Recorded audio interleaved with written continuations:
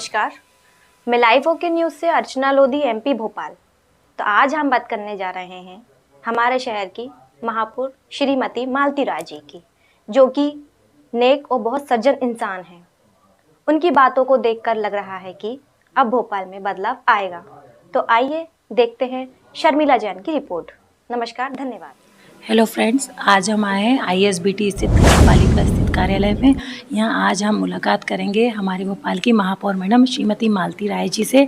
चलिए एक खास चर्चा करते हैं भोपाल के विकास के सिलसिले में मालती राय जी मैम से। नमस्ते मैम, आपका लाइव ओके न्यूज़ चैनल में स्वागत है। थैंक यू मैम, आप हमारे भोपाल में जो सौंदर्यीकरण हो रहा है और उसके विकास की प्राथमिकता के लिए क्या कार्य कर रही हैं? देखिए, सबसे पहला मेरा टारगेट है कि भोपाल में स्वच्छ भोपाल बना सकूं।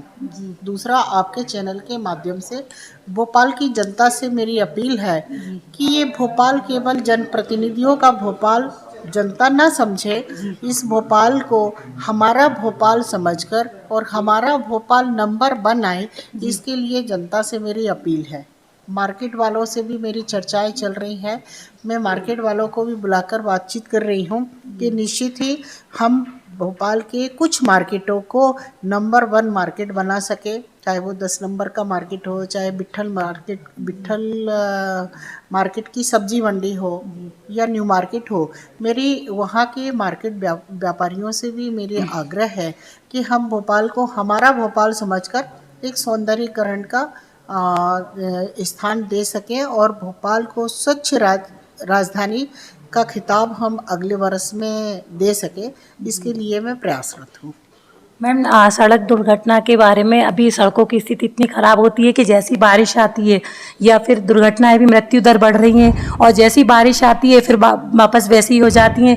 तो क्या आप इस बार भी अपनी पदस्थापना के बाद भी उन्हीं लोगों को कार्य देंगी या उन ठेकेदारों से कार्य लेके किसी और को देंगी या उन्हीं में मोटिवेट करके सुधार करेंगी ताकि सड़कों की स्थिति बारिश में भी अपनी पोल ना खोले? और इसी के कारण काफ़ी दुर्घटनाएँ भी हो रही, मृत्यु दर भी बढ़ रही हैं।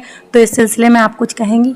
देखिए, निश्चित ही इस बार बारिश बहुत हुई और बरसों से जो सड़कें आज की तारीख में बन रही हैं या जिनकी स्थिति बहुत जर्जर हो गई थी, बरसों से वो सड़कों पर निर्माण नहीं हुआ था, अभी इस बार सड़कों का निर्माण हुआ है।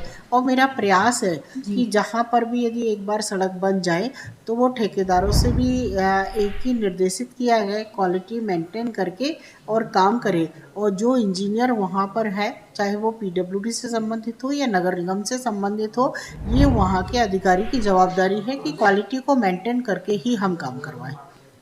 मैम, तो आप अभी भी उन्हीं ठेकेदारों से या उनको मतलब उनको अच्छे से अच्छा काम करने के लिए अग्रसर करेंगी? क्योंकि वो हर बार यही होता है, हर बार बारिश होती है और यही होता है, तो हर साल सड़कें तो नहीं मोटिफाई करी जाएंगी ना? किसी भी व्यक्ति विशेष को काम नहीं दिया जाता, निगम की प्रक्रिया है। निगम की प्रक्रिया में ऑनलाइन टेंडर होता है। ऑनलाइन टेंडर होने के बाद में जितने लोग पार्टिसिपेट करते हैं और निगम प्रक्रिया के तहत किसको टेंडर दिया जाना चाहिए, कौन उसके योग्य है, उस आधार पर ही निगम टेंडर देता है। किसी व्यक्ति विशेष को लेकर निगम टेंडर नहीं देता है। पर बार बार उनकी गुणवत्ता मतलब दुर्घटनाएं भी बढ़ रही हैं, सड़कें भी ठीक नहीं हो पा रही हैं, हर साल यही हो रहा है। तो कुछ आप इस साल कुछ अलग हटके? मेरा प्रयास है कि जो भी सड़कें बने वो उनकी गुणवत्ता की जांच, मैंने पहले भी कहा है कि अधिकारियों की जिम्मेदारी है कि गुणवत्ता की जांच करके ही सड़कें बनवाई जाए। ठीक है मैम, अभी भोपाल में इतना अतिक्रमण बढ़ रहा है, चौक बाजार में, न्यू मार्केट में बढ़ता ही जा रहा है, तो इस अतिक्रमण लोग पैदल भी नहीं चल पा रहे हैं, तो इस अतिक्रमण को रोकने के लिए आप कुछ आगे प्रयास करने के लिए? आपके चैनल के माध्यम से मैं जनता से अपील करती हूँ और आपसे भी आग्रह करती हूँ कि चैनल वालों का भी भोपाल आपका अपना भोपाल है। इस भोपाल को आप लोग सुंदर बनाने के लिए, आपने जैसा कहा कि अतिक्रमण बढ़ रहा है, कहीं ना कहीं अतिक्रमण को आपके माध्यम से भी अतिक्रमण रुके, इस तरह की अपील आप लोगों को भी जनता से करना चाहिए कि निश्चित ही आप अपने भोपाल को सुंदर बनाएं, चाहे वो अतिक्रमण से संबंधित हो, चाहे सड़क निर्माण से संबंधित हो या सौंदर्यीकरण में है। ये हमारा अपना भोपाल जब लोगों के जागरूक हो जाएंगे तो निश्चित ही भोपाल एक खूबसूरत भोपाल बन जाएगा। मार्केट में कुछ दुकानदार भी अपना व्यापार विस्तार के लिए सड़कों को रोक लगा देते हैं और लोगों को निकलने नहीं देते, तो उसके लिए भी थोड़ा मैम पार्षद निधि और महापौर निधि का इस्तेमाल मतलब आप विकास के किस कार्य में इस्तेमाल करेंगे? देखिए, ना तो हमने पार्षद निधि दी है ना महापौर निधि दी है। जहाँ से जितना संपत्ति कर आया है, संपत्ति कर का 25% हमने उनको विकास करने के लिए दिया है।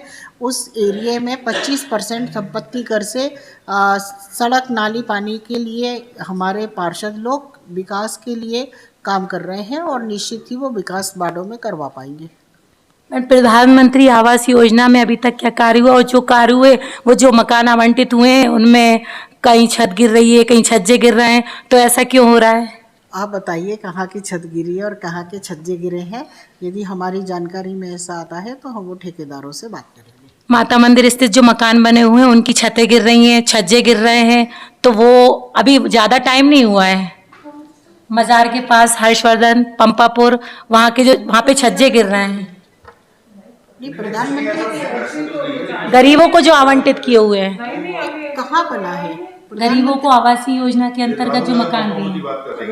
अभी कहाँ गिरा है? छत किसका गिरा है? बारिश में जो गिरी हैं। बारिश में कहाँ की छत गिरी? वही तो हम आपसे पूछ। मैम पंपापुर पे स्थित अभी जो मकान बने हुए हैं जो गरीबों को आवंटित किए थे, उनकी छत और छज्जे गिर रहे हैं। मजार के जस्ट सामने जो हैं वो हम जाके देख लेंगे, या आप हमें बता दीजिए, दिखाइए कहाँ का गिरा हुआ है।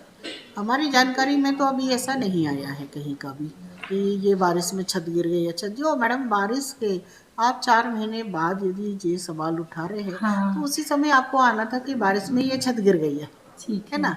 3 महीने 4 महीने हो गया बारिश रुके हुए।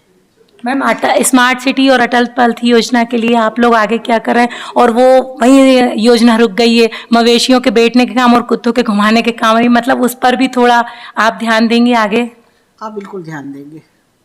और जो गरीबों को राशन का था कि उनकी थाली में गेहूं, अनाज, शक्कर सब रहेगा, अब सिर्फ चावल ही मिल के रह जा रहे हैं, तो ऐसा क्यों हो रहा है अभी? देखिए, देश के प्रधानमंत्री आदरणीय नरेंद्र मोदी जी और हमारे मध्य प्रदेश के मुख्यमंत्री आदरणीय शिवराज सिंह चौहान जी गरीबों के लिए छत भी दे रहे हैं, गरीबों के लिए रोटी खाने के लिए राशन भी दे रहे हैं, और हर तरह की योजनाएं हमारे देश के प्रधानमंत्री और माननीय मुख्यमंत्री जी के द्वारा चलाई जा रही हैं। और उसी के तारतम्य में भोपाल में बहुत सारे हमारे जो सपना ही देखते रहते थे कि हमारी खुद की पक्की छत हो, उसको प्रधानमंत्री जी आवास योजना के तहत उन लोगों को छतें मिली है।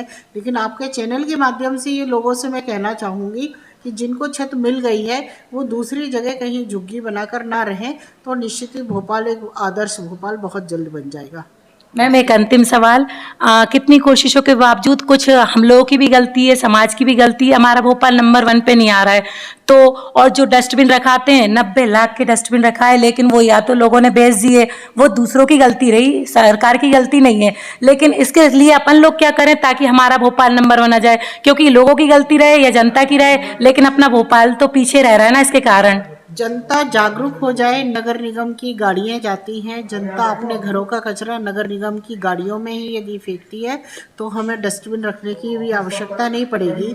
और निगम के घर घर जो डोर टू डोर कलेक्शन हो रहा है उसके माध्यम से ही बहुत जनता के सहयोग से हम बहुत कुछ सुधार कर सकते हैं।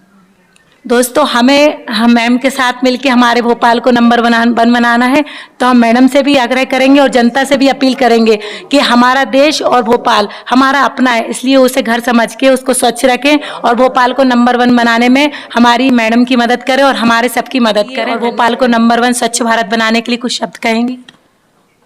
भोपाल स्वच्छ भोपाल बने, जनता से मेरी एक ही अपील है, और हम जनप्रतिनिधि जितना प्रयास कर रहे हैं उसमें सहयोग करें। मैम हमारे चैनल के लिए आप कुछ कहना चाहेंगी? आपके चैनल के लिए बहुत धन्यवाद कि आप भोपाल को जागरूक कर सकें, जनता को जागरूक कर सकें। आप सभी से मेरी अपील है कि हमारे अधिकारियों और हमारी मैडम की मदद करें और भोपाल को स्वच्छ भारत बनाने की कोशिश करें। धन्यवाद। जय हिंद, जय भारत।